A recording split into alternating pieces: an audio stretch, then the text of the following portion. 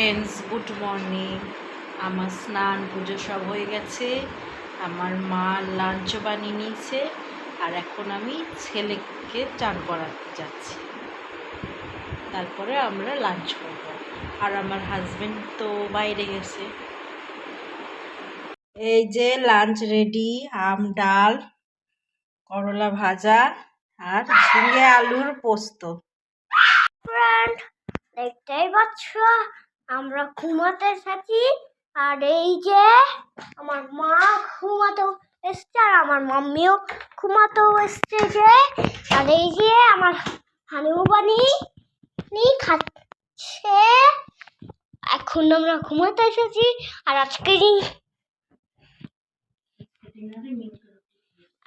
Dinner আমি খেয়েছিলাম milk রুটি। আর এখন আমরা ঘুমাতে এসেছি। তো আমার চ্যানেলকে লাইক করে দেবে, শেয়ার করে দেবে, সাবস্ক্রাইব